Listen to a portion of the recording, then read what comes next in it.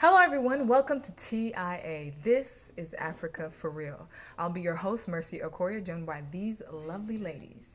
Hello, my name is Natasha Choka. I'm originally from Tanzania. Habari. Hello everyone, I'm Manuela Betwa. I'm from Benin. Bonjour à tous. Hi, I'm Brenda Kirk representing Kenya. Hamjambo. Hi, I'm Amenta, hailing from Nigeria. Kedu.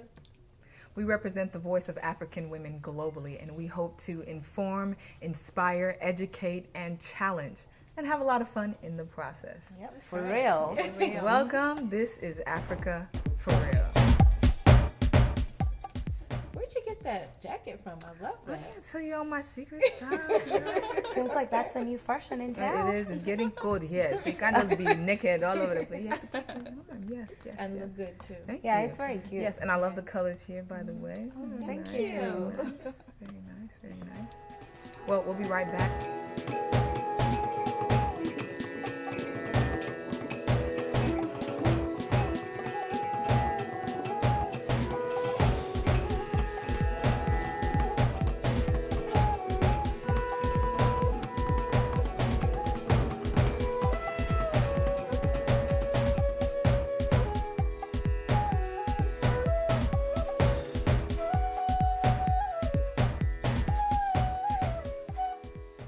Well, we're going to talk about history in the making. Have you heard of the saying that goes, "The sky is your limit"? Well, some ladies have taken this literally and made history in the process. Ethiopian Airlines recently released, around Thanksgiving time, an all-female flight crew into the air. It went from capital city Addis Ababa to Bangkok, Thailand. History in the Wow. making. Yes. What do you guys think about that? Well, that is very inspiring and empowering, especially to young women. You know, most societies, especially African societies, are male dominated. Right. We're used to seeing men holding the top positions, the top managerial positions, the top operational positions. So seeing this female only crew is just very inspiring, in the sense that women can also do the same things that men do. Women can also hold the top managerial, technical, and operational positions. So I think it's just fantastic. Absolutely. There's still men that work at that airport, right? Yeah. And I think they've increased the ticket sales because of the fact that all women are on the plane. I bet. Uh-huh. I bet you all the passengers must have been male on that day. Absolutely. You know? Absolutely. I saw a Must have been picture of the nice. whole crew and they looked amazing. Oh my God, they're beautiful. Beautiful. Will you fly? If I was in that So do industry, you, yes, do you I think would it make you honestly nervous to have all females there, or is it more of a pride thing? Like you mentioned it. What was your question about? Are you having second guesses about flying and all? No, not Okay. at all. I was just wondering if any of you will course. fly. Will actually go and fly. Definitely. I would. Yes. So maybe one day I we would should. leave my husband at home. Oh, Okay. or blindfold him. How about that? You sit the inside. Yeah, and the wonderful thing about this particular story was that it was all the roles were filled from top to bottom. Yeah. So we had the pilot, the pilots, the cabin crew, the technicians. Yes. Yeah. air controller, Yes, traffic everybody. controllers, everything love was it. involved in that too as well. And previously, before that, Air Zimbabwe also had a flight crew, 2 pilots go up into the air. So history is being made all over Africa. We can't forget Kenya also had a pilot. Right. Rwanda too as well had their first. I think she was 24. Their first pilot Yeah. back in 2013 to go up into the air too as well. So for Ethiopian Airlines, it's all about empowering women. I think it's all about equal opportunity too as well. So it's, I like that they're empowering women economically. Right. Because I'm sure there are women that their husband are not able to work for one reason or Yes. the other, and they're not able to provide for their family adequately. So opening up those opportunities for them to provide for their family, I think that is excellent. I love it. and not that it's just propaganda saying, hey, we have women here just to make it look like it, but the fact that they're competent in what they're doing. They know exactly What they're what they're doing too And as just well. to think about it, from Ethiopia to Thailand, that's a very long distance. It's not a few miles, so it means that people actually do trust them, that they know what they're doing. Right. So I think that's a very huge thing. Absolutely, absolutely. Let me ask a question, because aviation is not a typical profession in Africa, and I'm sure a lot of us growing up, our parents didn't, they had their ideas on what they wanted us to be. Lawyer, right? doctor. Thank you, Joe. You read in my mind. You know what's going on.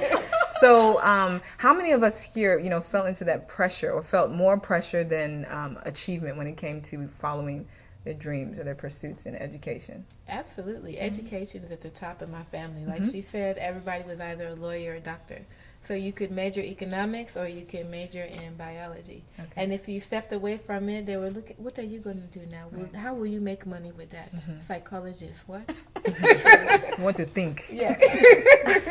I think you pose a very good question, because I remember when I was growing up, the first thing I said, I want to be a pilot. But my dad was like, You want to fly? you want to fly? Where?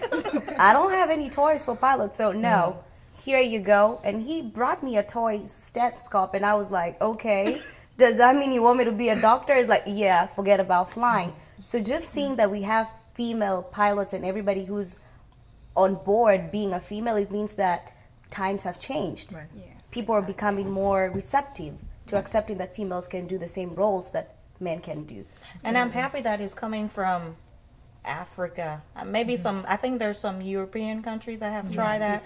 But I think I'm grateful that, countries in Africa are taking the forefront. Absolutely. And I think it's about time that the rest of the world catch on. Yeah, I think absolutely. we'll do a good job. We take care of kids. We take care of, our siblings, our mothers and stuff. So it's a good thing. I think that's why this is Africa for real. Yes. Yes, yes. Now you know if you didn't know. John. Well, we're going to take a quick break and we'll be right back after this.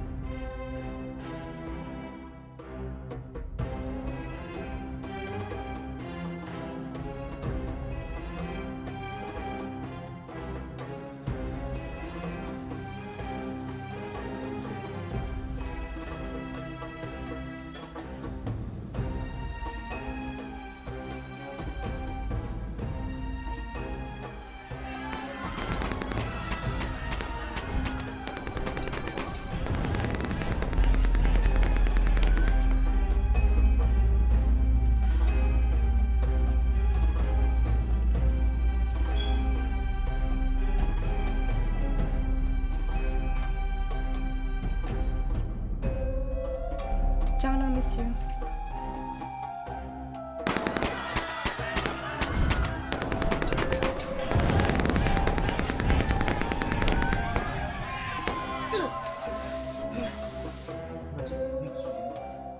You don't understand. Do you understand what it's like to wake up in the morning and find out that all your friends have been killed? Do you understand what it's like to kill a baby that someone told you to kill? Do you understand what it's like to watch someone die in front of you and knowing there's not a damn thing you can do about it? Yes? Don't stand there and tell me you understand. Miss Johnson?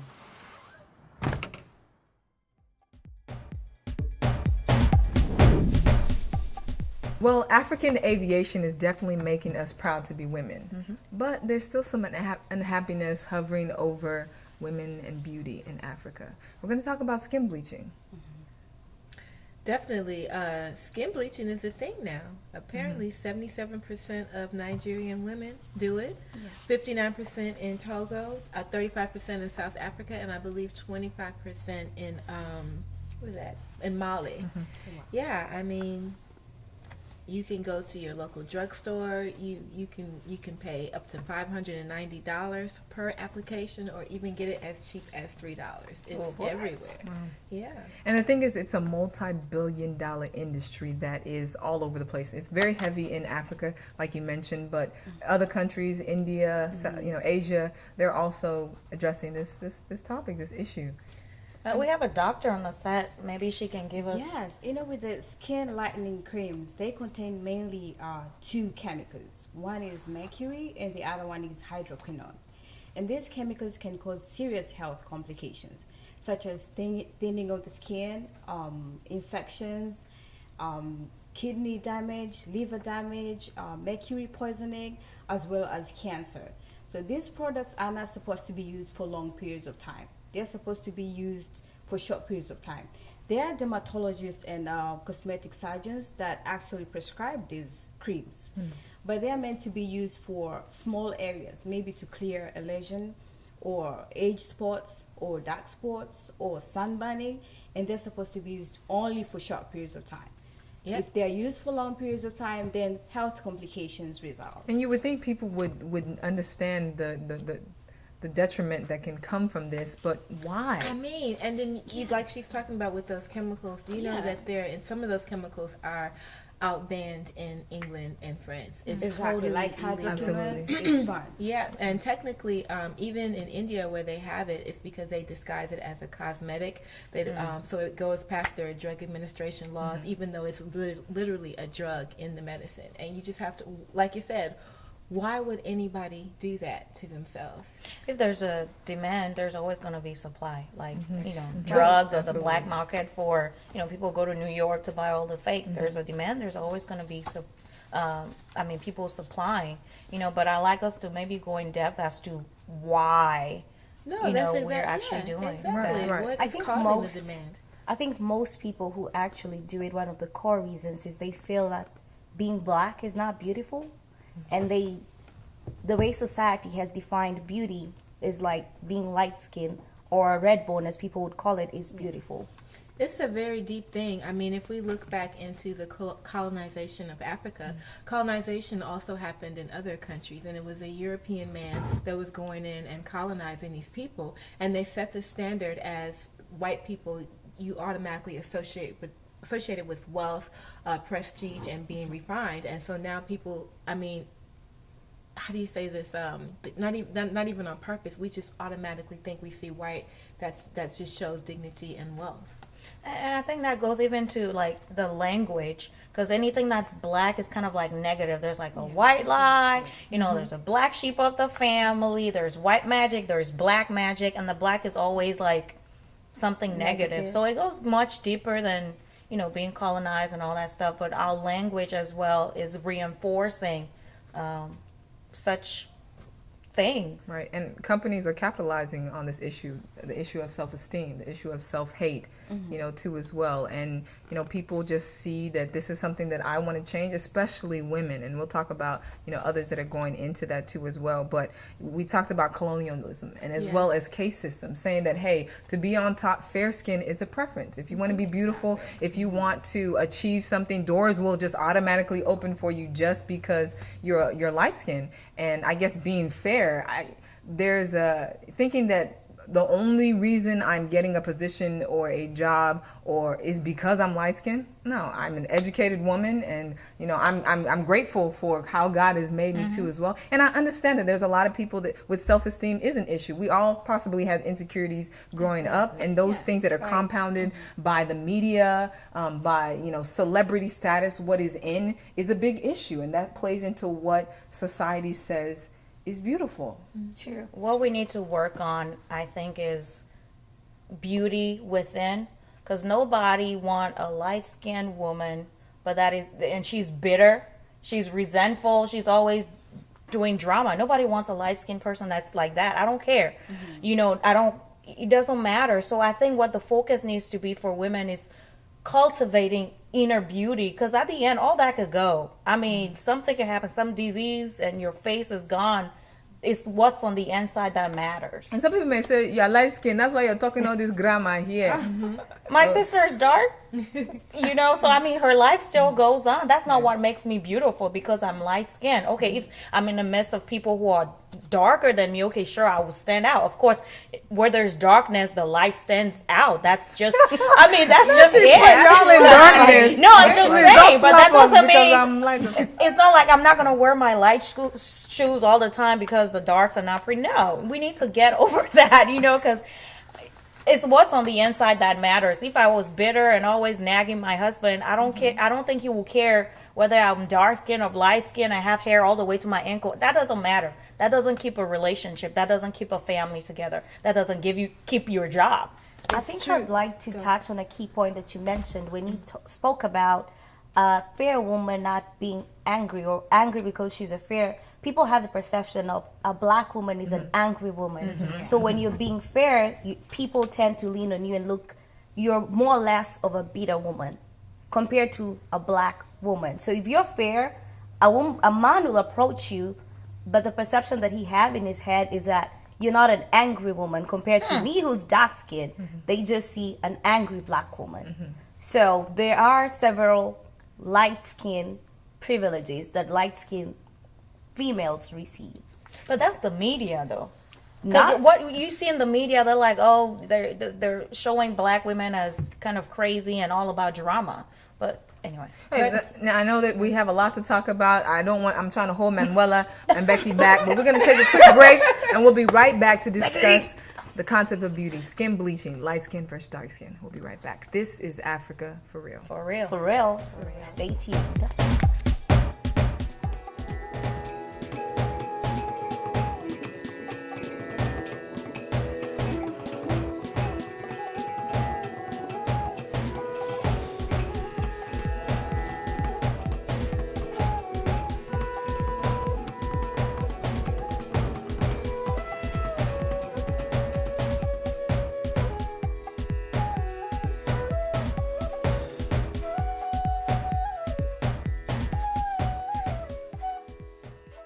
Welcome back. This is Africa for Real. Before the break, we were talking about favoritism between light skins and dark skins. I'm the mediator here, the referee. I'm gonna let y'all go. Go ahead. I know you were speaking on. Actually, I wanted to speak about the preference that people have between light skin and dark skin.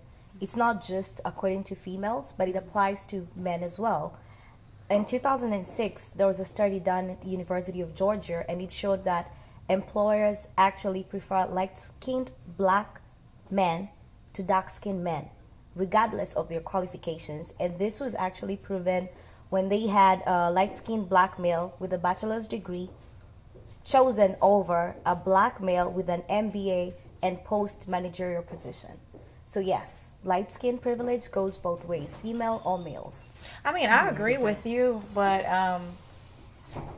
You agree that light skin? I know I agree that it exists, but my point is that it shouldn't exist. I'm not disagreeing with you on that matter, but it shouldn't exist to the point where, you know, to get a position and you're not dark enough, you're too light, not light enough. I don't think it should matter, and that means that we as a population need to change our mentality. Otherwise, we just keep thinking black is dangerous, black is evil. But it really speaks to how deep, like, the problem is. You know, we don't want to just brush off colonialization. She talks about all of the side effects, the chemicals in these drugs. We're talking about millions of people buying this project. She's talking about this is a multi-billion-dollar business worldwide. What is it that makes us think black is bad or black is not beautiful to the point that we would put ourselves in these situations? The thing is, there is already a perception that light-skinned women are more beautiful, they're prettier, and they get more attention from men. That is why that this thing keeps on going. Everybody wants to feel like they're more beautiful, they're prettier, and they're attractive to men. So people keep on bleaching themselves. And where did that there's already a perception come perception from? that's out there. Yeah, exactly. These are the questions we need to ask. Where are these perceptions coming from? I mean, we're talking about one thing. Somebody, it's because I'm more attractive because of my color. I get better jobs from you because of my color. I'm preferred. I mean, in all different kind of ways, just because of my color. That really comes from colonization. Because who set the standard that white is beautiful? Because that's what we're looking at. We're living in a world where fair skin, light skin is a standard of beauty. You know? And then we're not free. We're pretending to be free. Absolutely. Yeah, we need to free ourselves because we are still living We're still living in we're that still state. living Because that. you don't feel beautiful unless you brighten your skin color. You know, there's these famous musicians. There's musicians. What's her name? Dentia from Dentia from Nigeria. from Nigeria. Nigeria. There's another lady, South- Namasato, from, from South Africa, Africa. yes. I mean, she is like the poster child for bleaching skin. She says, yes, I had self-esteem issues. Exactly. So I for had- her, it was self-esteem. Yeah. Absolutely. I mean, and as a dark-skinned woman, I mean, I think I was born in Nigeria, but I came here when I was very young, and I went to an all-white private school. I mean, and I felt like the ugly person because I was dark-skinned. I never wanted to bleach my skin, but I did definitely feel that. I mean, it's very real. So how did you address feeling like that? What did you do? Because there's a lot of women out there that this is the only option. This is the only choice. Not just society, but their environment, whether it's school, whether it's media, whether it's career, says that you have to look like this to get any opportunities or to be accepted, because rejection is real. Nobody wants to be rejected. From young girls to older, in our older ages, it's always about we want to be successful. Yes, some of us, in our right mind, we're confident because of our accomplishments. But what would you tell someone coming up like you to do? Exactly what she's saying. It's not about the superficial. It's not about the outside. It's about you. Who are you as a person? What do you stand for? Those are the things that make up who you are, and that's what matters at the end. I mean, we do face all of these different difficulties, but at the end of the day, if I'm somebody who's positive and who's, like you said, I've studied, I have my degree, well, you can't stop me. It doesn't matter what the perception is. Absolutely. I think that big question, we can all say that we should encourage people to accept who they are and appreciate being black. But with the society that we are living in today, how can we achieve this when we have, looking from the music industry, we have someone like The Weeknd who's super huge right now, The Weeknd, and is okay. not using black females in all his videos. If you look at Eric Bennett, he did a song a few years ago called Chocolate Legs. People thought it was a good song. Later on, he came and did another song called Redbone Girl, and people complained because he was talking about being in love with the light-skinned girl. So how do we balance and make people to accept that it's okay to be black if what we have, the role models that we're looking up to, do not show us that? I believe the quote is "Educated woman, educated nation," and I definitely think it stems from home. What you teach your children or what you are taught, how you're affirmed at home to believe that you're beautiful, that you're smart, that you're intelligent, and that regardless of what anybody else tells you, it doesn't matter. You believe it, you embrace it, and you walk in it regardless. And I think it takes a lot of affirmation and having people around you consistently telling you that this is what is real for you and making that your truth. I love what Alec Weck said. She's a supermodel, a famous supermodel from Sudan. She was on BBC interviewing about this issue. We all know she has a very dark skin complexion too as well. And she addresses the fact that of the psychology of the mind.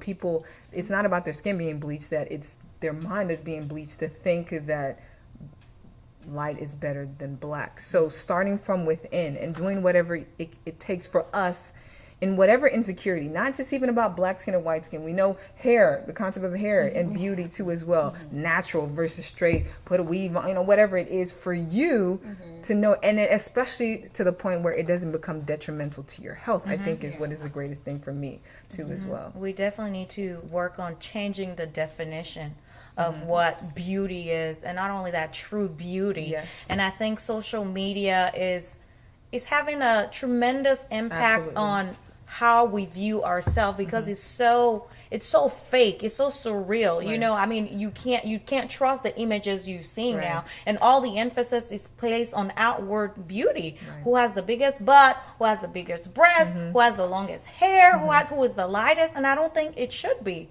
So we need to, I like when I hear there's some models or some artists that come and say, look, let's do a photo shoot, show my rose here, I have cellulite, I have this, and say, look, you need to take this picture out because that's not the real me. You Photoshop me, and there are young women that are looking at me and thinking this is the way she looks when it's not the truth, So Absolutely. social media, we And it reminds me even like of a topic that we were talking before. I think we were talking about polygamy and homosexuality, and the fact of like, okay, well, over here it's okay and over here it's not okay. And it's kind of like the same thing if you think about it on one level. Over here it's okay to be white, and over here, you know, it's not okay to be black. And you know, who is the person that's defining what is the standard or what is okay? Absolutely, and I think it should be us individually. Well, there's so much to talk about this debate about beauty, the concept of beauty too from within. This is Africa for Real. We'll be right back after this.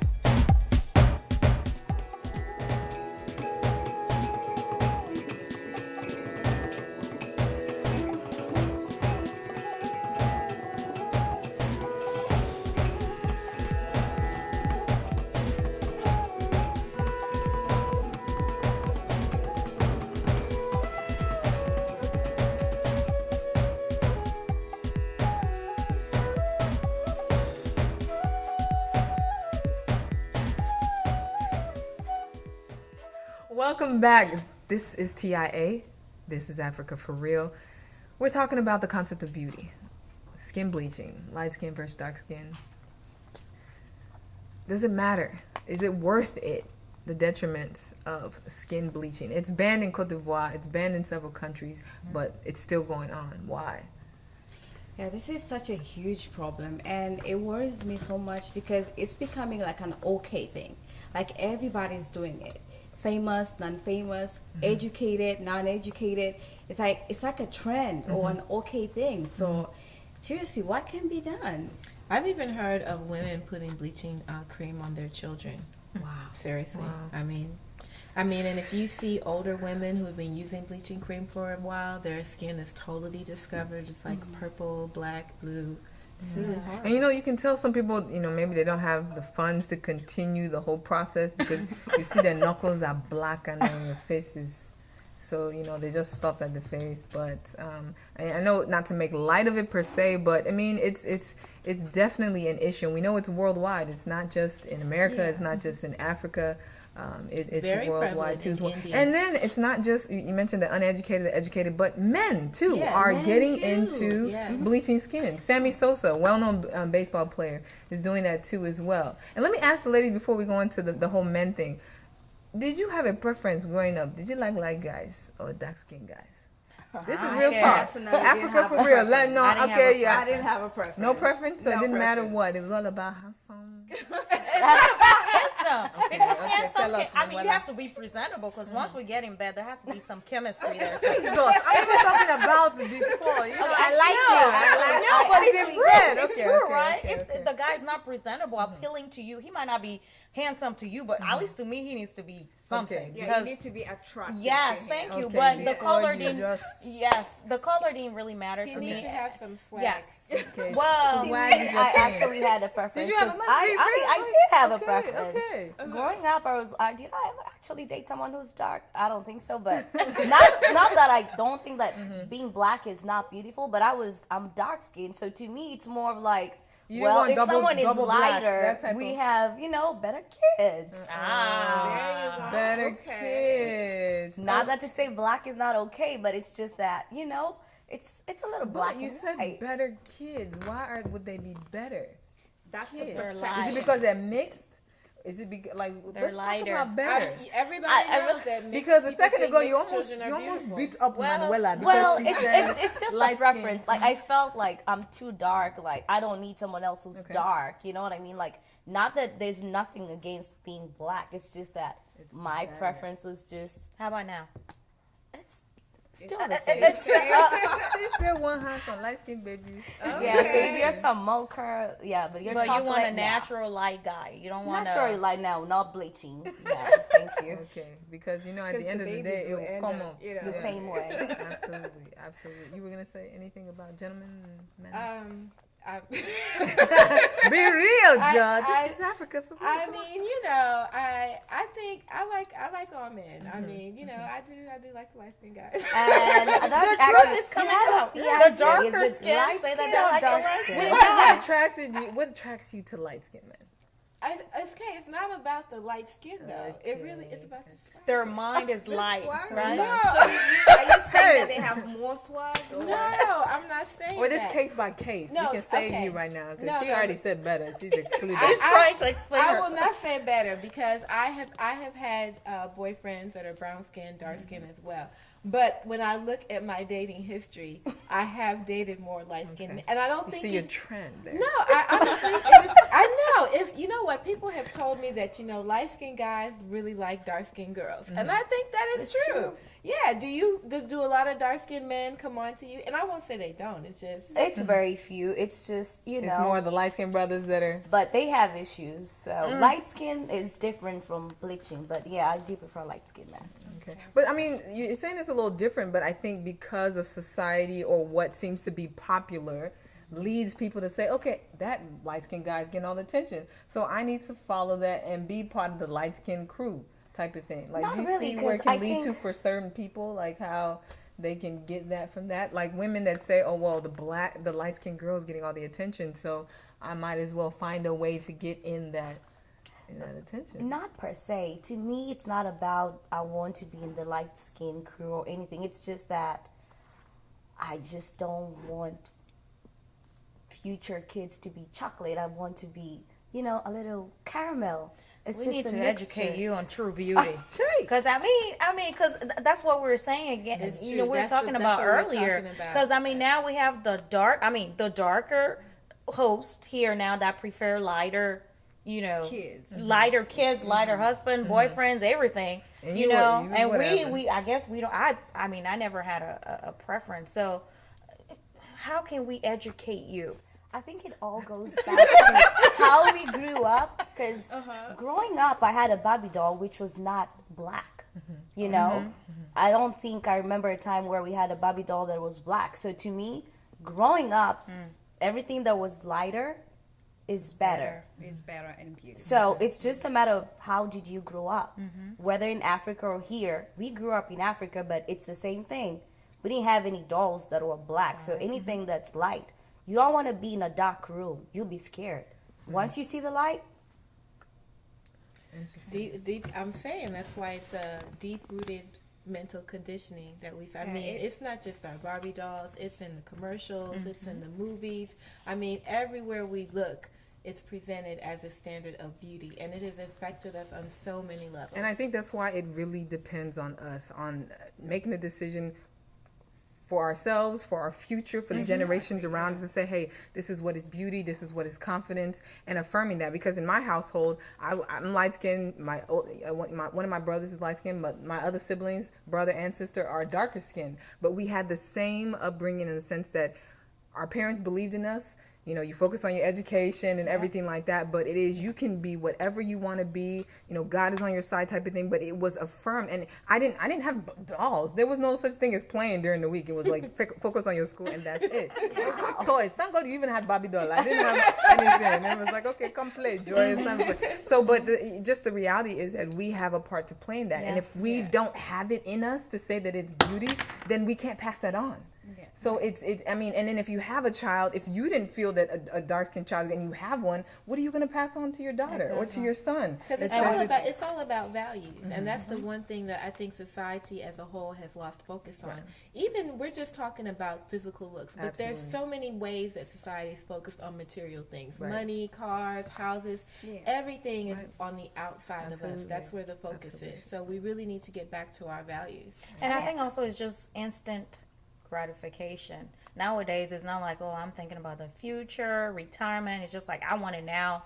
I want to be light skinned as quick as possible, the lightest shade ever. And we're not thinking about the end. Are we showing pictures of like women that are like 80 years old that have done that through their life? I that think have education sense, is needed. Absolutely. People need to be empowered, and the best tool is education. People need to be educated that black is also beautiful. Yeah, I know there's already a perception, but somehow, they need to be educated. And we've got to get our focus off of as color, as humanity in general. I mean, because we're talking not just about black women or African women.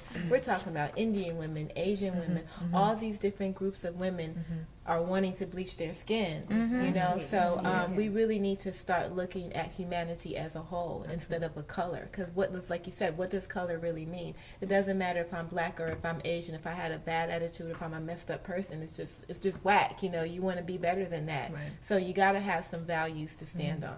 And I love the fact that there are consumers that are protesting this situation. Ads that are saying white skin is perfect and things of that nature are being protested. And, you know, Dove, I'm sure you all are familiar with Dove. They had a Real Women campaign where it was about just real women. It wasn't the fabricated women that you see on the magazines and the photoshopped women. And things. It was real women. And the response that they had because of that Real Women campaign was unbelievable. I think it was like 700% in terms of increase in sales because we are real women. We come in different shades, different backgrounds, you know, different influences that make us who we are. So if we can again embrace that and then pass that on to our children, our husbands, our brothers, and say, hey, like, no matter what your insecurity is beyond skin, beyond hair, beyond that, who are you? Who you are is important and you're unique. This is Africa for Real. There's so much to talk about. I'm sure we have so much to say on this particular topic. We're going to take a quick break and we'll be right back.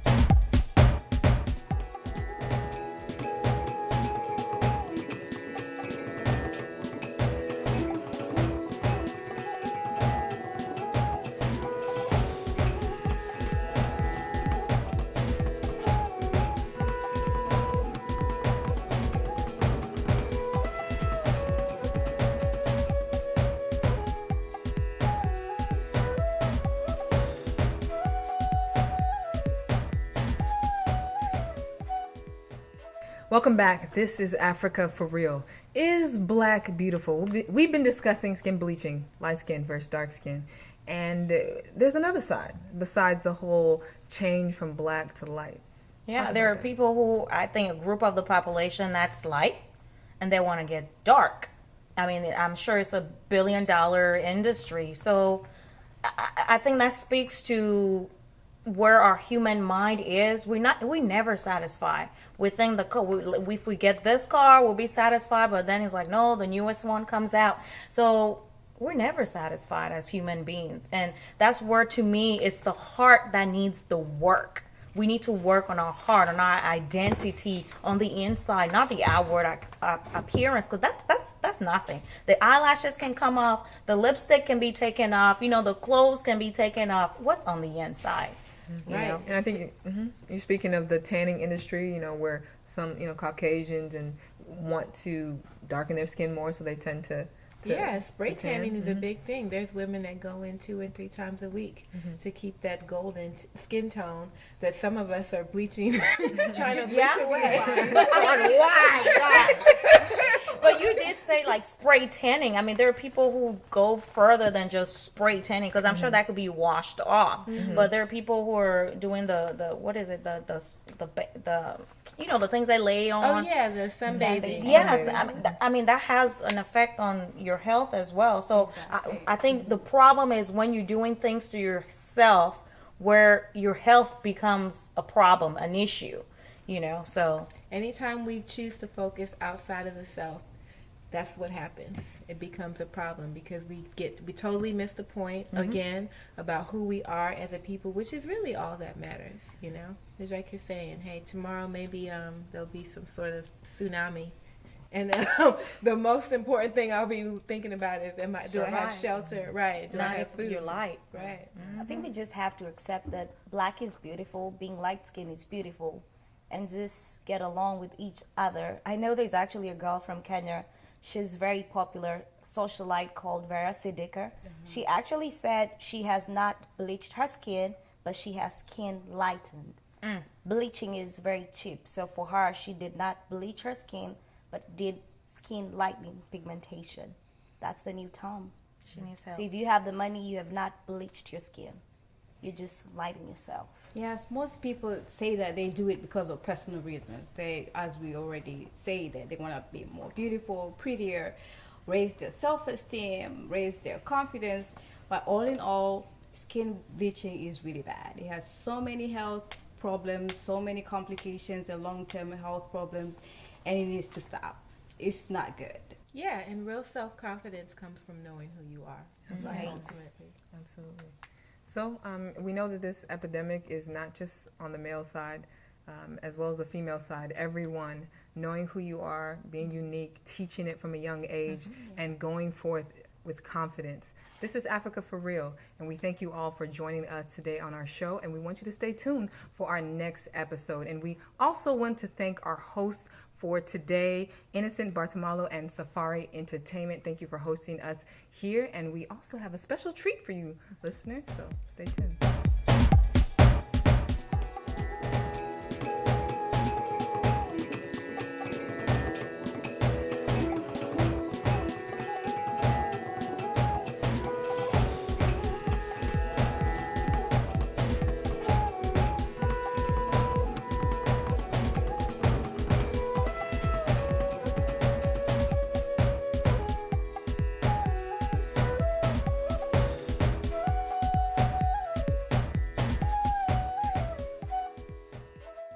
Welcome back to This is Africa for Real. Our special guest for today is none other than Julie from Tanzania, who will be gracing us with her amazing, lovely voice.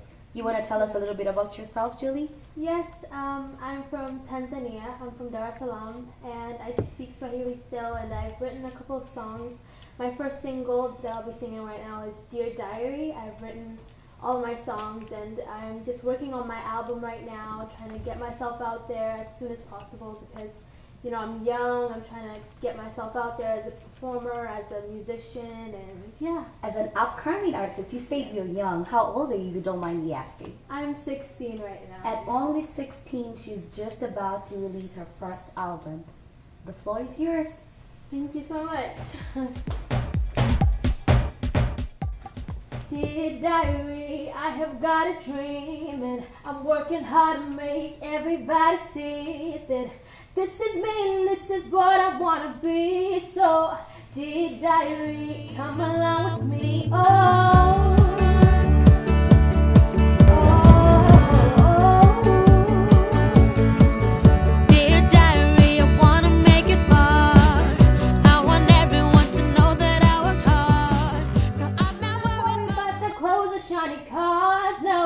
I just wanna work as hard as a night star. I don't wanna be on magazines, live in every movie scene. I just wanna live my dream. Fame is not everything. Be who you really are, then you know you make it far. You don't have to be a star to be just who you are. Oh, oh, oh, all it takes is work. I can make it. Oh, you just watch me fly. Right into the sky. I never doubted I would make it. Okay, and there you have it. That is Jolie from Tanzania. Until next time, this is Africa for Real. Thank you.